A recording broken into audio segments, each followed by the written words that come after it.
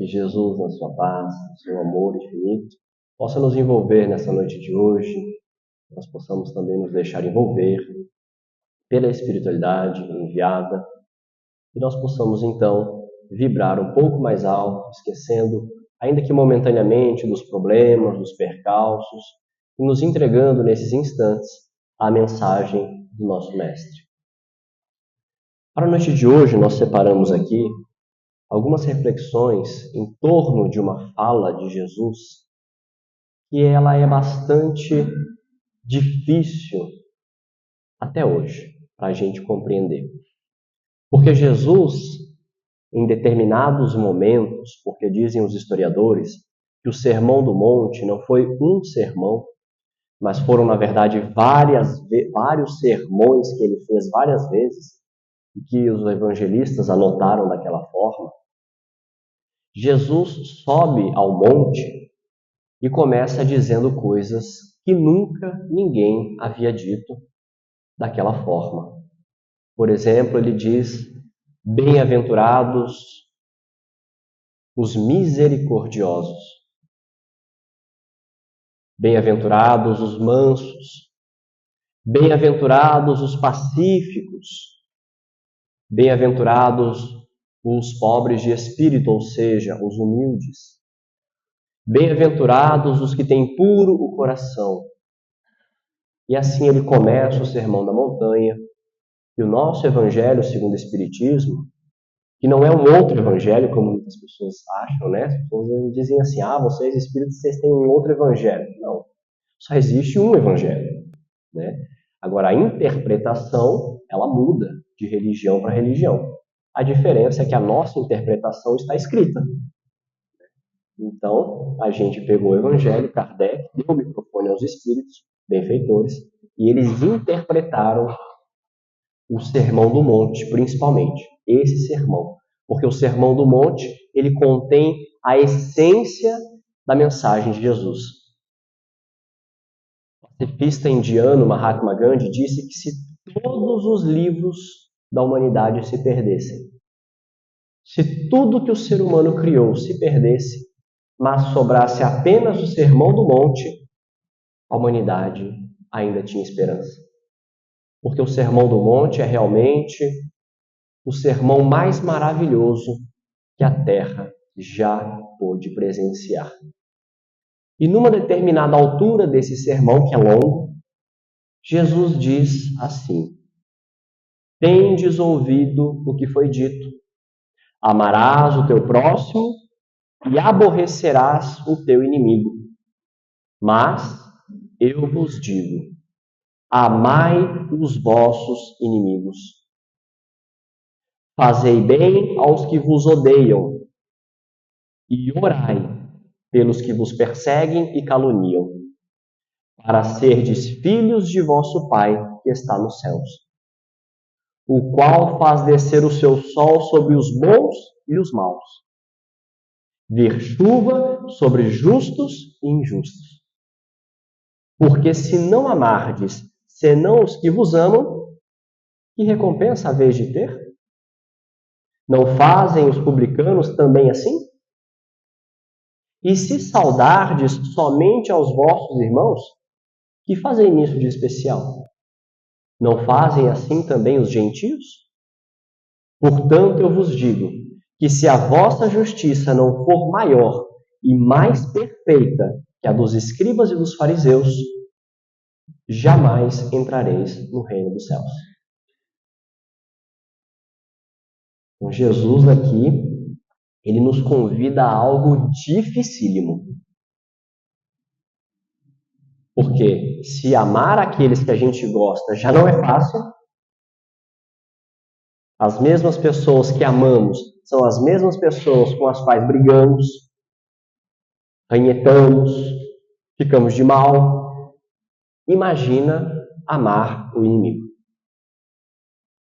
Numa outra frase, Jesus diz assim: e se vós amais somente, porque está em outro evangelho, né? Esse daqui está em Lucas, em Mateus, que a gente vai ler agora está em Lucas. E se vós amais somente aos que vos amam, que merecimento é o que vós tereis? pois os pecadores também amam os que os amam. Olha como Jesus é inteligente nas colocações. A gente pode pensar na pior pessoa, maior criminoso que existe. Acredite, ele ama alguém. Só que tem uma coisa. Ele só ama essa pessoa porque antes ela o amou. Geralmente a mãe, né? A avó, uma figura geralmente feminina. Ou seja, retribuir o amor que nos é dado não é nada demais, Jesus está falando. Os animais, os seres primitivos, eles conseguem amar nesse nível também. Você dá uma comida, faz um afago no animalzinho, ele deita, vira a barriga para cima, responde ao carinho com carinho. Mas Jesus está nos convidando aqui a algo além disso. Responder à ofensa com amor. E isso é tão ainda distante de nós que vários pensadores, teólogos, chegaram a dizer que não, isso daqui Jesus está usando as palavras, ele não quis dizer bem isso. Só que ele quis dizer exatamente isso. Aí é que está. Isso aqui não é um jogo de palavras, porque ele exemplificou isso.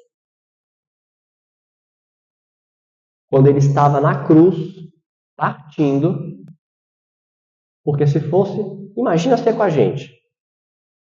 Olha a vida de Jesus, né? Você está lá, você é rei no mundo espiritual. Ele disse, eu sou rei, mas o meu reino não é deste mundo. Então imagina que a gente é rei ou rainha no mundo espiritual. Aí Deus te convida e fala, ó, como você já aprendeu tudo, você poderia descer lá na terra para ensinar para os seus irmãos mais novos tudo que você já aprendeu comigo? Vamos imaginar, né? Mais ou menos para a gente entender. E aí Jesus fala assim, tá, tudo bem, eu vou lá. E como é que vai ser? Não, vai ser o seguinte. Primeiro, você não vai ter onde nascer. Porque ninguém vai deixar você nascer no meio das pessoas. Você vai ter que nascer no meio dos animais. Até aí, né? Tudo bem, nasce aqui, nasce ali. Mas tem um negócio, quando você tiver 3 anos, vai ter um rei que, sabendo que encarnou um outro rei, que é você, mas é um rei celeste, ele não vai entender isso, ele vai se sentir ameaçado, ele vai mandar matar você e todas as crianças de 3 anos, que foi o que Herodes fez, quando Jesus tinha 3 anos. Por isso o anjo aparece e pede para eles irem para o Egito. E ficam lá até Herodes morrer. Mas e aí? Bom, e aí que quando você tiver por volta de 30 anos, você então começa a sua missão, a sua pregação, não só com palavras, mas principalmente com as atitudes. Com exemplo. Então você exemplifica o amor, o perdão, a paciência, a tolerância, a bondade, a justiça. E no final? Não, no final eles vão te matar. Eu já desistia na hora. O quê? Mas é por isso justamente que eu sou o Pedro e ele é Jesus. E por que um espírito se submete a uma missão dessa? Só tem uma explicação. Por amor. Porque quem ama de verdade não mede esforços para trazer para perto e salvar o ser amado. Então Jesus aceita e vem, e a história a gente conhece. E ele vem nos ensinar exatamente isso. O quanto o amor nos liberta e nos torna fortes. Porque no momento máximo da sua morte, ele diz assim, Senhor, perdoa-lhes. Porque eles não sabem o que fazem. Porque assim ainda somos nós. não sabemos o que fazemos. A gente acha que sentir raiva não tem nada demais. A gente acha que sentir mágoa não tem nada demais. Que é normal, porque afinal de contas a gente é assim mesmo. A gente acha que sentir ódio é natural.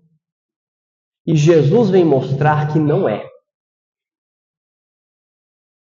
Porque Jesus pertence a uma humanidade muito acima da nossa, a qual um dia nós também pertenceremos. Não vai ser amanhã, claro. E ele vem nos convidar justamente a participar dessa humanidade mais feliz. E por que eles são felizes? Porque justamente já não tem mais estes sentimentos. A gente acha que sentir ciúmes é natural. Que inveja é algo normal. No nosso planeta, sim. No nosso planeta, ser egoísta. Hoje em dia está muito na moda, né? A ostentação. Ostentar. Enquanto que Jesus fala assim, quando você der um benefício, que a vossa mão direita não saiba o que deu a vossa mão esquerda. Ou seja, Jesus exemplifica e pede a discrição, a humildade. Mas hoje em dia eu estou aqui vindo no centro, né? Ajudar, por exemplo, no bordado, e eu estou aqui postando na rede social, que é para os outros saberem que eu sou bonzinho.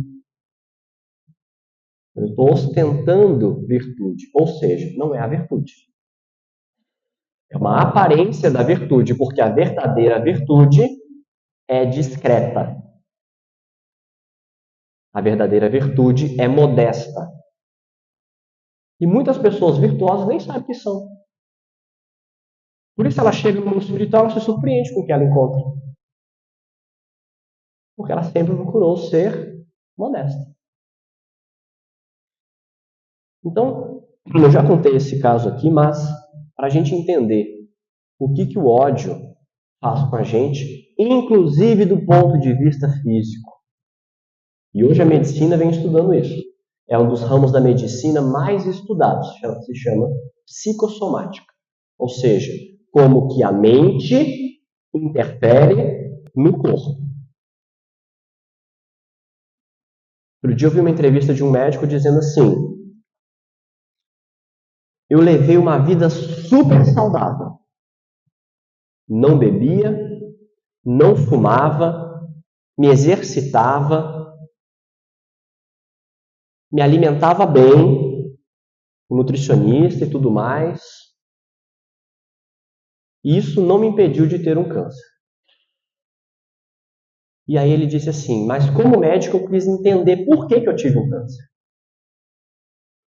E comecei a estudar mais essa parte, que não era a parte dele, né? Ele não era oncologista, ele começou a estudar mais. E ele descobriu que o câncer foi fruto do estresse. E o que produz o estresse? É a mente. Então agora ele diz assim, eu estou muito interessado nas coisas da mente.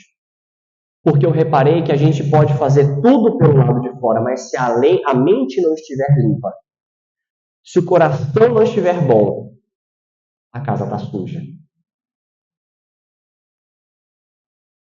Então me lembro uma vez que a gente visitava uma senhora e a gente chegava lá, ela estava em estado vegetativo, ela já não falava, ela tinha uma metástase, um câncer muito agressivo, que acabou inclusive tirando a própria encarnação dela. E sempre que a gente chegava lá era um lugar muito agradável de ir. Era um ambiente gostoso, sabe? Ela era muito bem cuidada pela filha, se eu não me engano, porque faz bastante tempo isso. E aí, um certo dia, um amigo nosso, médium, bastante ostensivo, chegou lá, a gente visitava ela, porque a gente tem aos sábados uma equipe chamada Samaritanos, que a gente se reúne e visita pessoas que não podem vir até o centro espírita assistir uma palestra. Porque às vezes elas acabaram de fazer uma cirurgia, às vezes elas estão acamadas permanentemente, como era o caso dessa senhora. Então, todos os sábados às 12h30 a gente faz isso, esse trabalho.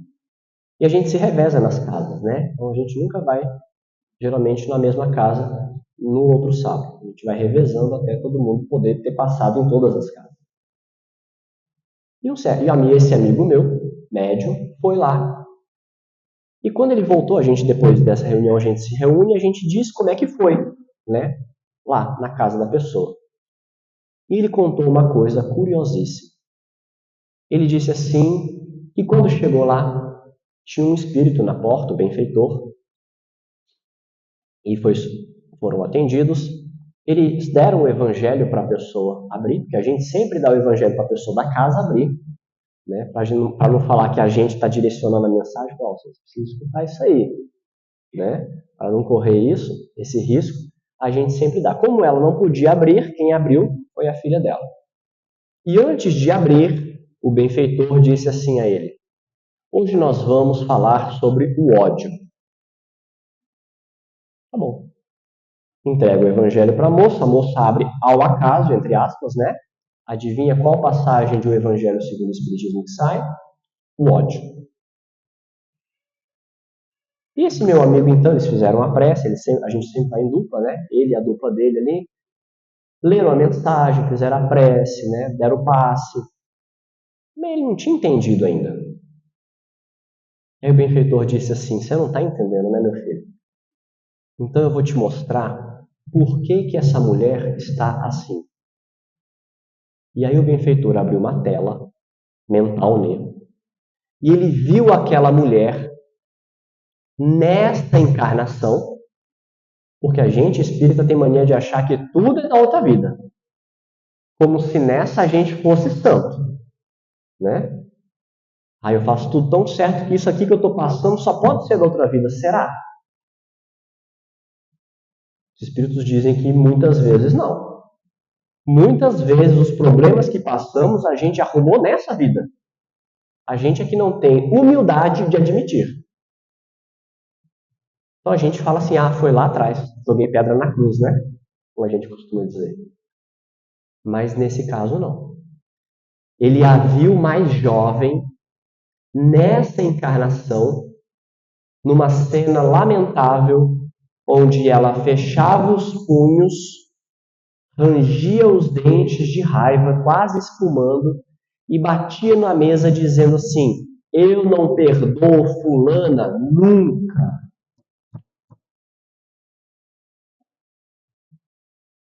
O benfeitor fechou a tela e falou assim: você entendeu, meu filho, por que ela está desse jeito?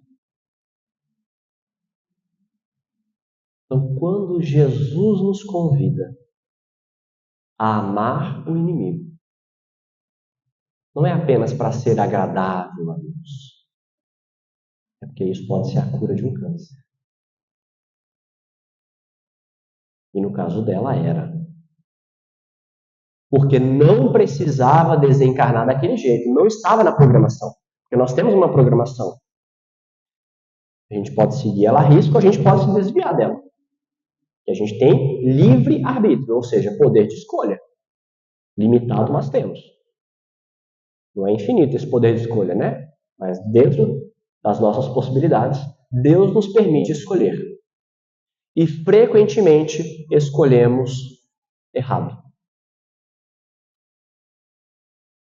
Escolhemos aquilo que achamos conveniente, merecedores. E aí lá na frente, a gente sempre colhe as consequências. Porque a gente pode escolher a semente. Só que depois de escolhida a semente, eu não posso desejar que nasça outra coisa senão aquilo. Portanto, se eu peguei uma semente de abacate, que é desse tamanho, estou vendo que é de abacate, como é que eu vou plantar e esperar que nasça chuchu, abobrinha? Não vai nascer. Então Deus nos dá esse poder de escolha. Eu escolho a semente, mas uma vez plantada, ela vai nascer. Se for um abacate, ótimo, né? A vitamina de todas que existem é a mais deliciosa, a vitamina de abacate. Mas e se for mato? E se for planta venenosa? E se for espinho? Vai colher do mesmo jeito. Até que a gente aprenda a selecionar as sementes. Bom, essa semente aqui do ódio, eu já plantei uma vez. Não deu certo. Vou esquecer isso aqui. Porque a gente precisa entender que as nossas escolhas têm consequências e elas voltam. É como o giro da Terra, né? Quando é 6 horas da manhã, agora um pouco antes, no verão quase, né? O sol nasce cedo. Aí a Terra vai girando, vai girando, vai girando. Na hora que é meio-dia, o sol está a pino aqui. Aí ela vai girando, vai girando. Na hora que é 6 horas, 7 horas da tarde, aqui no Noroeste Paulista, quase 8 horas da noite, né? O sol ainda está no horizonte. O sol vai indo embora. Aí fica de noite igual está agora. Parece que, para quem não conhece esse processo, acha, a criança, por exemplo, o bebê, ele não entende ainda o que é dia, o que é noite. Então parece que o sol não vai voltar, mas ela continua girando, de repente, quando é 5 e pouca da manhã de novo, o sol volta a nascer. Então a vida, ela funciona em ciclos. Esses ciclos existem para nos mostrar, vai voltar. Nós estamos caminhando para o verão, saindo da primavera, mas lá no meio do ano que vem, a gente vai voltar para o outono, para o inverno. Nós estamos num período de chuva, mas o planeta vai continuar o seu ciclo e vai voltar ao período da seca. É natural que as coisas sejam assim. E tudo na natureza é assim. Será que a gente não entendeu ainda? Então, às vezes as pessoas acham assim, eu vou fazer aqui, lá na frente meu espírito que se vire. Não, eu sou o espírito. Porque o lá na frente vai chegar.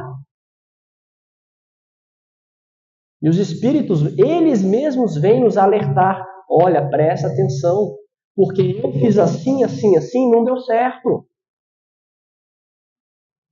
Não faz igual eu fiz. Mas Deus permite que a gente escolha.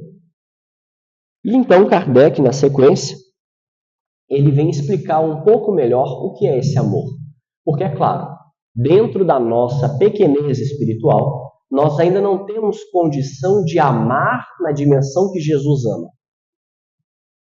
Então, se eu ainda não consigo amar aquele ou aquela com quem eu não me dou bem, o que é possível fazer que se chegue próximo disso? Kardec, então, vem dizer assim, comentando essa passagem de Jesus. Se o amor ao próximo é o princípio da caridade, amar aos inimigos é a sua aplicação sublime, porque essa virtude constitui uma das maiores vitórias conquistadas sobre o egoísmo e o orgulho. Mas, geralmente, nos equivocamos quanto ao sentido da palavra amor, aplicada a esta circunstância. Olha que interessante, como é brilhante essa análise de Kardec. Ele diz assim, Jesus não pretendia dizer, ao dizer essas palavras, que se deve ter pelo inimigo a mesma ternura que se tem por um irmão ou por um amigo. Não tem como. Pelo menos não em uma encarnação. Desenvolver a mesma ternura? Não. Porque ternura é um sentimento profundo que a gente desenvolve por pessoas que, na verdade, já vêm reencarnando conosco há muito tempo. E nós, enquanto espíritas, precisamos entender isso. Os laços anteriores das afeições. Por exemplo, a minha mãe com a minha avó, mãe dela, minha avó materna, né? Minha avó tinha 5 filhos. Teve 5 filhos. A minha mãe era mais velha. A relação da minha mãe com a mãe dela era uma relação extremamente profunda. Elas se entendiam pelo olhar. Com os outros filhos, não. Aí a gente diz, nossa, mas a pessoa é injusta. Não tem nada de errado. O Espiritismo explica isso de uma forma sublime. Aquelas duas pessoas se entendem melhor porque elas vêm convivendo há mais tempo e se amando há mais tempo. Então é natural que elas tenham esse laço. Porque ninguém tem capacidade ainda de amar como Deus nos ama. Que é amar igualzinho. A gente não ama igual. A gente tem que se esforçar para isso, sim. Mas ainda não estamos nesse ponto. E é o que Kardec está querendo dizer. Como é que eu vou sentir pelo inimigo a mesma ternura, o amor, o afeto que eu sinto por um amigo? Mas não é isso que Jesus estava pedindo. Olha que interessante o que ele diz. Jesus não pretendia. A ternura pressupõe confiança. Olha que interessante. Alguns sentimentos eu só vou desenvolver se eu tiver confiança na pessoa. Como é que você vai confiar na pessoa que trai? Não tem como. Mas ele vai trazer aqui o que é possível fazer. Ora, não se pode ter confiança naquele que se sabe que nos quer mal. Seria ingenuidade, né? Não se pode ter para com ele as efusões da amizade, desde que se sabe que é capaz de abusar delas. Entre pessoas que desconfiam umas das outras, não pode haver o impulso de simpatia existentes entre aquelas que comungam nos mesmos pensamentos. Não se pode, enfim, ter a mesma satisfação ao encontrar um inimigo a que se tem com um amigo. Esse sentimento, por outro lado, aliás, aqui, amar ao inimigo não é, portanto, ter por eles uma afeição que não é natural, uma vez que o contato de um inimigo faz bater o coração de maneira inteiramente diversa que de um amigo. Mas, aqui é que está o segredo do que Jesus quis dizer. É não lhes ter ódio, nem rancor, nem o desejo de vingança. É perdoá-los, sem segunda intenção e incondicionalmente pelo mal que nos fizeram. É não impor nenhum obstáculo à reconciliação, caso a pessoa queira fazer. Isso a gente dá conta. É difícil, não estou falando que é fácil, mas é possível. Ou seja, é não odiar a pessoa, é não ter rancor, não querer se vingar, é perdoar. É não opor obstáculo à reconciliação. Ou seja, a pessoa às vezes vem se reconciliar, a gente não, agora também não quero saber. Ou seja, se a gente fizer isso aqui que Kardec está falando, já isso aqui, no nosso nível evolutivo, equivale a amar os inimigos. Isso aqui já é um princípio do amor cristão. É claro que existem espíritos que conseguem amar mesmo. Mas se a gente não consegue, que a gente pelo menos faça isso aqui. Me lembro uma vez que fiz essa palestra numa outra casa amiga, e quando terminou, um amigo nosso veio confidenciar uma coisa que tinha acontecido com ele. Ele nos disse assim, olha, eu sofri dentro da casa espírita uma calúnia de uma pessoa que eu jamais esperava que fosse me caluniar. E eu sei que eu deveria perdoá-la, porque afinal de contas eu tenho conhecimento cristão, eu tenho conhecimento espírita, mas eu me magoei. Eu me magoei, fiquei ressentido, e então a pessoa nem sabia que eu sabia, ele me disse. Mas sempre que eu a encontrava, às vezes eu atravessava a rua para ir para outra calçada e não ter que cumprimentar. Só que a mágoa, o rancor, o ressentimento, eles fazem com a gente uma coisa horrível. É como um cupim que entra numa madeira, você não percebe. Mas ele está comendo ela por dentro. Ele está acabando com aquela madeira por dentro. É isso que o ódio faz. É isso que o ressentimento, que a mágoa faz. A pessoa nem sabia, mas ele começou a viver o inferno.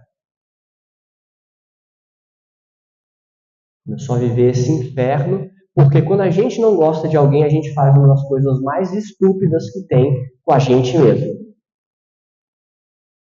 A gente traz a pessoa que a gente não gosta para morar aqui, do lado de dentro. Aí a gente toma café da manhã com a pessoa na cabeça. A gente vai trabalhar com a pessoa na cabeça. Almoça com a pessoa. Volta para o trabalho depois do almoço com a pessoa. Chega do trabalho, vai tomar um banho, vai jantar com a pessoa. Vai dormir, adivinha? Sonha com a pessoa. Pesadelo, claro. Então, se isso não é o inferno, o que é? E aí ele disse assim, mas então um dia, eu cheguei em casa, eu não aguentava mais sentir aquilo. Porque você abre o evangelho, né, e está lá, perdoa, perdoa, perdoa. E aí ele disse que estava tomando banho. E que ele fez uma prece no banho, muito sentido. E pediu para Deus, Senhor, tira isso de mim. Eu não sei perdoar, mas eu quero. Olha que interessante. A gente não sabe perdoar, mas a gente tem que querer. Porque se a gente não quer aprender a lição, a gente que dá aula, você sabe qual que é o pior aluno? Não é o que tem deficiência. Não é. O pior aluno é o que não quer aprender. Graças a Deus tive poucos. Mas não aprende. Porque ele não quer. E se a gente não quiser perdoar, Deus vai respeitar. E pior para a gente. Porque Jesus veio há 2000 anos. Será que a gente tem noção do que são 2000 anos? 2000 anos depois, nós que nos dizemos cristãos, ainda nutrimos mágoa, ainda nutrimos raiva, ainda nutrimos ódio, fazemos guerra, cometemos crimes nesse planeta. Então, que espécie de cristãos somos? Porque os discípulos, eles tinham todos os nossos defeitos. Todos. Pedro era nervoso.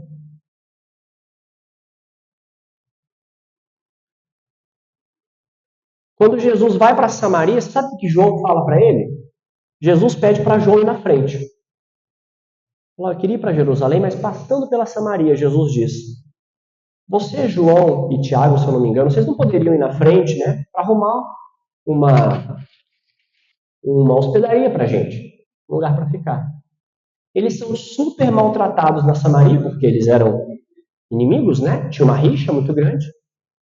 João, que é considerado o apóstolo do amor, ele vira para Jesus e fala assim, Senhor, por que o Senhor não faz descer fogo do céu e mata todo mundo? Esse era João.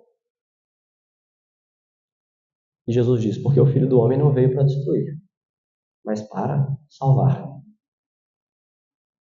Então Jesus pegou 12 para mostrar para a gente, olha, é possível. Porque eles tinham todos os defeitos que nós temos. Só que tem uma coisa, eles queriam aprender com ele. E se a gente quiser, a gente vai conseguir. Porque a espiritualidade está esperando a nossa atitude para agir. Então esse meu amigo disse que ajoelhou no banho e falou, Senhor, tira isso de mim. Eu não quero mais sentir essa mágoa.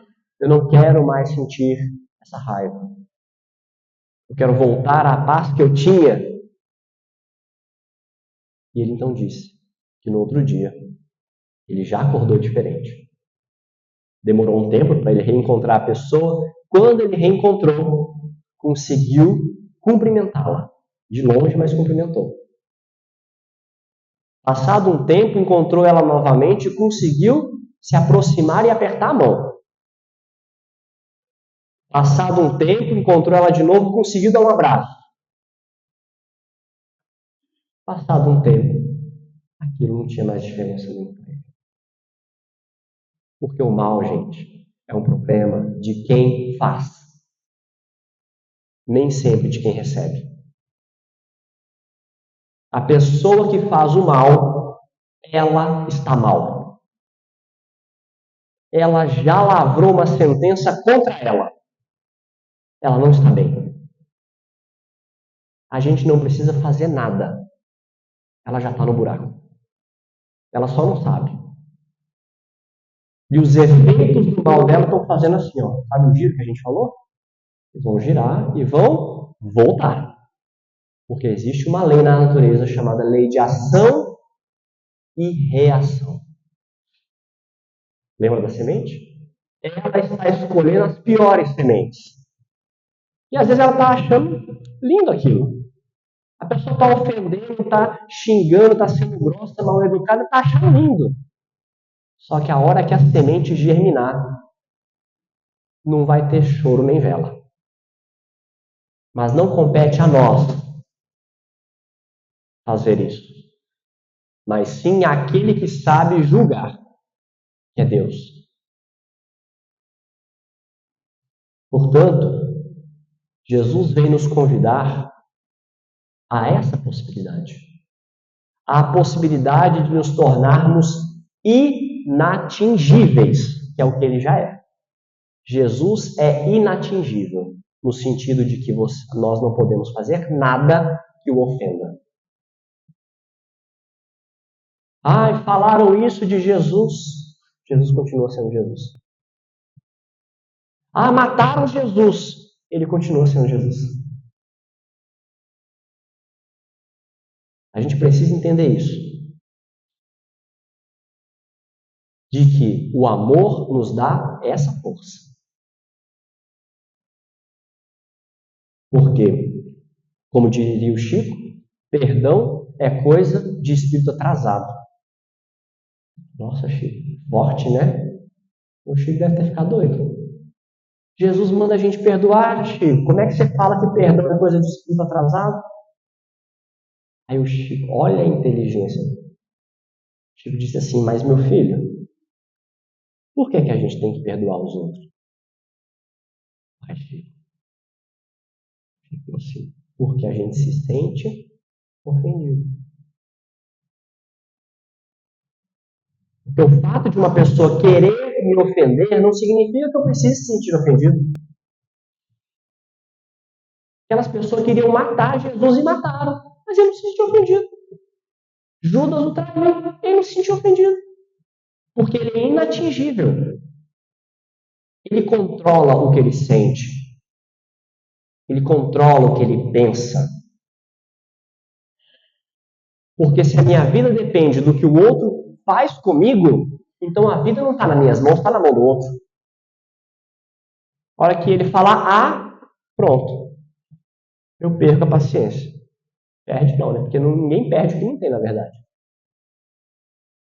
A gente precisa ser senhor da nossa vida. Senhor dos nossos pensamentos. Senhor dos nossos sentimentos. E só o amor proporciona isso. A gente tem o cuidado de limpar as nossas casas todos os dias. Com frequência, deixando ela bonita, cheirosa. Por que a gente não limpa a casa íntima, que é a mais importante? Porque esses sentimentos, ódio, raiva, rancor, são lixo. Isso é lixo.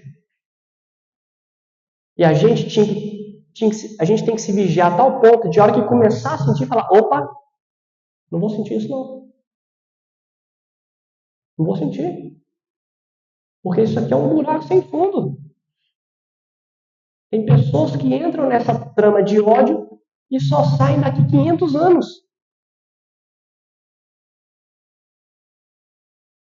Tem necessidade.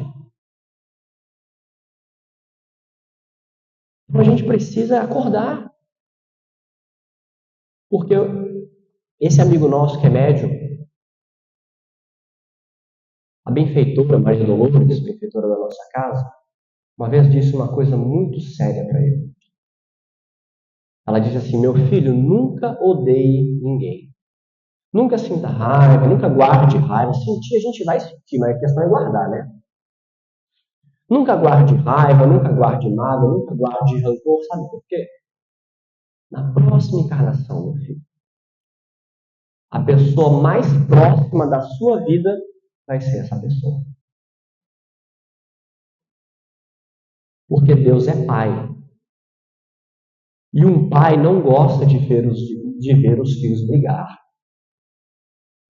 Quando os filhos, o que o pai e a mãe faz? Né? Fala assim, vai lá se abraçar, né? Vai pôr aquela camiseta, vai pedir desculpa. Deus faz isso. Só que ele faz de uma forma mais sutil e inteligente. A gente toma um novo corpo, a gente esquece aquilo que aconteceu, embora não esqueça aqui no coração. E aí, às vezes, Deus pega aquele outro e faz reencarnar aqui, ó, do lado. Aí eu não sei porquê, o outro ou com a outra de lá eu morro de amores. Mas com esse aqui ou com essa aqui, meu Deus. Se ele olhar para mim, já é motivo de briga. Mas por que Deus junta? Para poder resolver. Porque somos eternos. E não é possível viver a vida eterna com esses sentimentos. Não é possível aproveitar o mundo espiritual com estes sentimentos. Porque um dia, quando estivermos no mundo espiritual, nós vamos ver que sentimento tem cheiro, sentimento tem cor, sentimento tem luz ou não. Quando a pessoa sente amor, o peito abre e uma luz sai. A pessoa sente ódio, o peito fecha. Uma nuvem escura começa a se formar. A gente não vê, mas os espíritos relatam. Eles descrevem como é. Então, a nossa vida está nas nossas mãos. E Jesus, portanto, nos ajude a nos ajudarmos a sermos discípulos, a sermos verdadeiramente cristãos. Seria tão melhor se não precisasse fazer isso, né? Mas Jesus diz que é necessário. E se é necessário, ou a gente faz e se liberta, ou a gente não faz, sofre as consequências e se apresenta. Que Ele nos abençoe e muita paz.